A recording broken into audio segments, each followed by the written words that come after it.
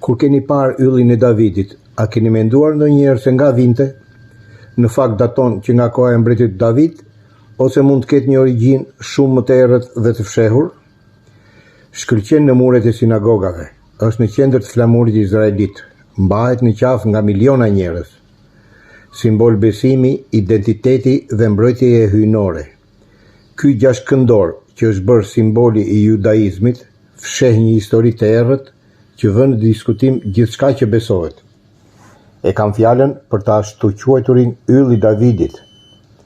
Po sikur t'ju thoja se ky simbol kaq thellësisht i lidhur me besimin, identitetin dhe historinë nuk shfaqet askund në Bibël, po për unazën mistike të mbretit Solomon, e ashtu quajtura vula e Solomonit, që thuaj se kishte fuqi mbi demonët, shpirtrat dhe botën e padukshme, keni dëgjuar? Është biblike apo pjesë e diçkaje tjetër? Jeni në kanalin e duhur për të mësuar ato që nuk ju a thot sistemi, ato që ata që komandojnë botën nuk duan t'i dini. Prandaj, regjistroni në kanal. Të regjistruarit janë shumë pak në raport me shikimin e videove të fundit. Rreth 10% e shikuesve janë regjistruar. Videot po vijojnë me rregullsi. Klikoni mbi këmbanën për të marrë njoftimin për çdo video të re. Shpërndani kanalin dhe videot. Pra, pyetja që shtrohet është e thjeshtë. A shkruan dhe në qofse po, çfarë shkruan Bibla për yllin gjashtkëndor të Davidit? Po për unazën me gjashtkëndorin që jepte fuqi të mbinatyrshme mbretit izraelit Solomon, a shkruan Bibla? Që në fillim po ju them, jo. Asnjë rresht në Bibël nuk shkruan për yllin e Davidit. Asnjë profet nuk e përmend. Asnjë dokument historik në shkrime. Një tekst që shkruan imtësisht për çdo gjë, që nga përmasat e arkës së Noes e deri te pesha eksakte e heshtës së Golias, nuk thot absolutisht asgjë për këtë simbol. Si është e mundur? Gjashtkëndori shfaqet për herë të parë në mesjet. Mira 10 më vonë se mbreti David t'ishte kthyer tashmë në pluhur. Duket në qoshet e errta të teksteve mistike ebraike, në dorëshkrime kabaliste që trajtonin njohuritë ezoterike, shumë larg nga besimi i Mojsiut dhe profetëve. Specifikisht, fitoi popularitet shekuj më vonë gjatë mesjetës, duke u shfaqur shpesh në misticizmin hebraik në dorëshkrime, dhe madje edhe si një motiv dekorativ. Dekoronte me raste muret e sinagogave. Por, vetëm si dekorim, akoma jo si simbol besimi. Pastaj vjen një moment kyç që ndryshon gjithçka. Kongresi i parë zionist në vitin 1897. Mes tensioneve në sallë, u vendos se cili do ishte simboli që do përfaqësonte lëvizjen sioniste. Ylli me 6 cepa. Një nga elementet e mëparshëm dekorativ ebraik u zgjodh për të përfaqësuar një popull. Një simbol i konsideruar sot me trashëgimi biblike u zgjodh në fakt vetëm pak më shumë se një shekull më parë. Shumë kohë para se të gjente veten brenda judaizmit, shumë kohë përpara se të zbukuronin sinagogat dhe librat e lutjeve, i njëjti gjashtkëndor me 6 cepa shfaqej në vende që mund t'ju bënin të dridheshit. Nga tempujt e lashtë në Indi, te dhomat e ritualeve okulte, nga astrologjia babiloneze te qoshet e errta të traditave mistike, ku dia e ndaluar përshpëritej në hije. Për çfarë shërbente ky simbol? Dhe pse? Përgjigja është tronditse. Imagjinoni që një mbret ulet në fronin e tij të artë me një unazë të shkëlqyeshme në gisht. Me një kthes të kësaj unaze, demonët dridhen, shpirtrat binden. Vetë forcat e padukshme të mbretërisë i binden vullnetit të tij. Kjo është legjenda e vulës së Salomonit. Historia është përshpëritur për shekuj me radhë. Salomoni, i bekuar me mençuri hyjnore, zotëronte një unazë magjike të shënuar me një simbol të fuqishëm, ndonjëherë një gjashtkëndor e herë një pentagram. Këto nuk ishin thjesht bizuteri, ishte mishërim i pushtetit. Me këto unaz, thuhet se Salomoni urdhëroi demonët të ndërtonin tempullin e tij. Ai fliste gjuhën sekrete të kafshëve. Ai i lidhi shpirtrat e këqij dhe i detyroi të zbatonin urdhrat e tij. E përfytyroni dot. Duket si diçka që e shikojmë në filmat fantastik. Mbreti më i urtë e i mençur që ka jetuar ndonjëherë ushtronte fuqi mbi natyrore përmes një ylli mistik të gdhëndur në një unaz hynore. Por çfarë thot Bibla për këtë? Te Kronikat e Mbretërve 4:29 nuk përmendet fare kjo unaz.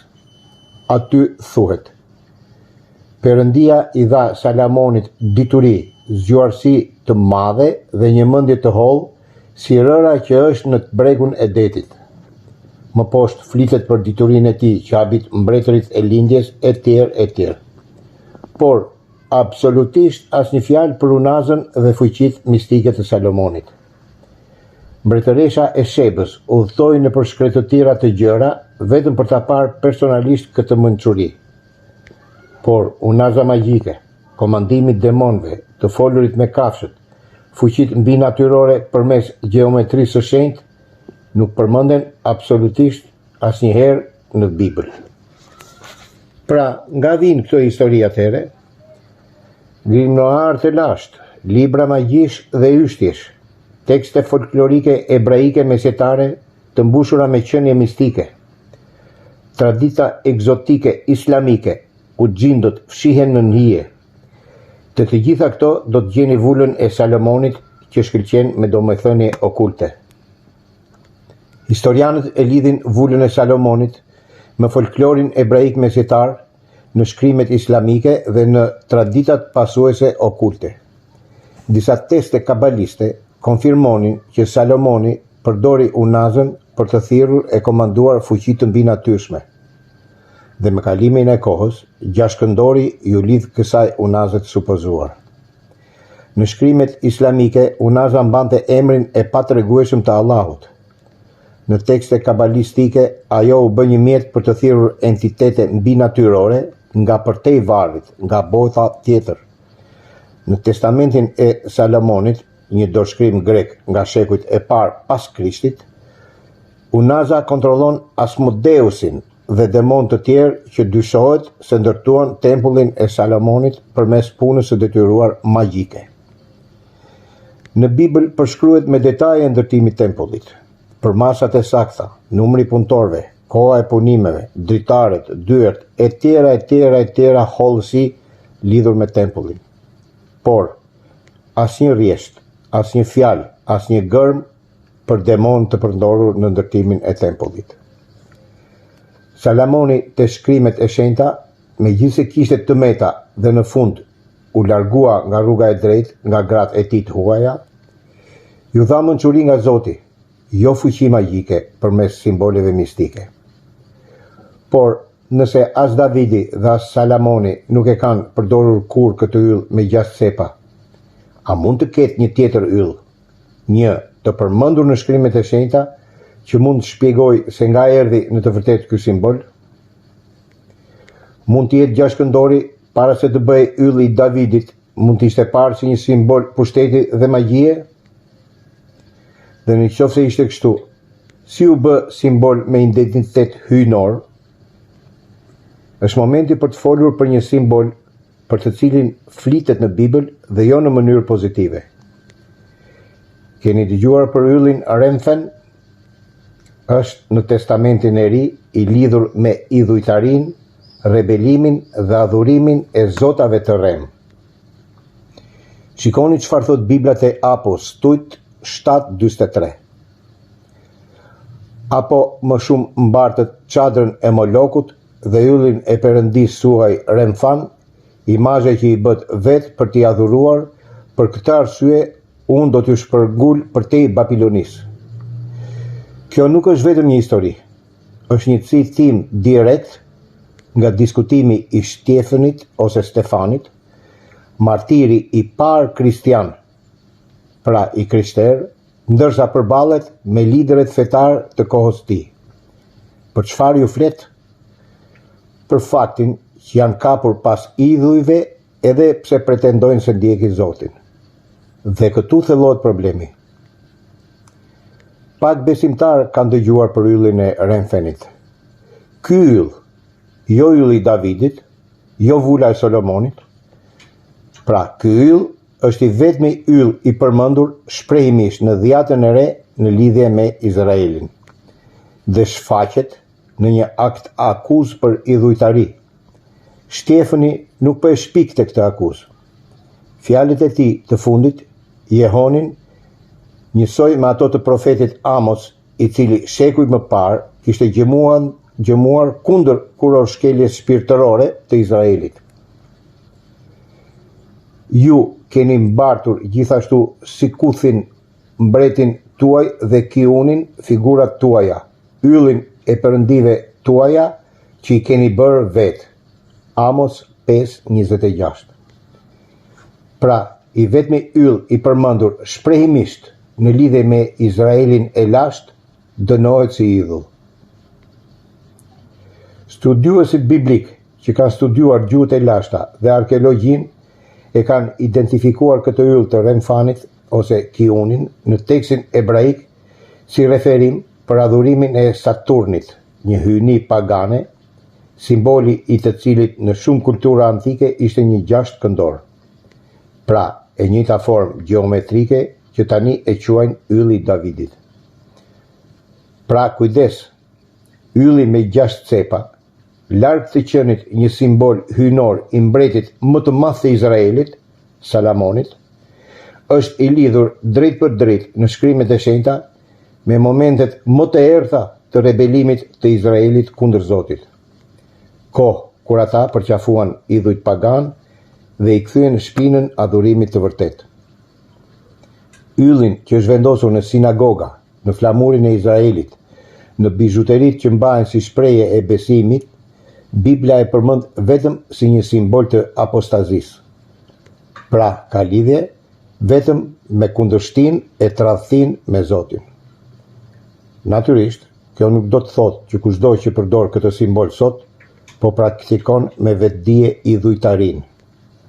Por, lidhja e yllit të Davidit dhe unazës së supozuar të Salamonit me Biblën dhe Zotin është një mashtrim i madh. Janë simbole të bazuara në një mashtrim shekullor. Kur nuk e dim të vërtetën rreth asaj që po përqafojmë, pa dashje mund të bëjmë kompromis shpirtëror në jetën tonë, madje edhe kur qëllimet janë të mira. Këto që thamë nuk kanë të bëjnë me dënimin e kujtdo që shfaq ose mban yllin e Davidit. Simbolet kulturore mund të marrin kuptime të reja me kalimin e kohës. Testojni të gjitha gjërat dhe mbani fort atë që është e mirë. Dhe pëlqeni videon, komentoni dhe shpërndajeni atë. Komentoni për preferencat që keni për të parë në të ardhmen. Kush më ka djegur në podcastin në Okult, e di që ati kanë përgatitur emisionet edhe të kërkuara nga ju.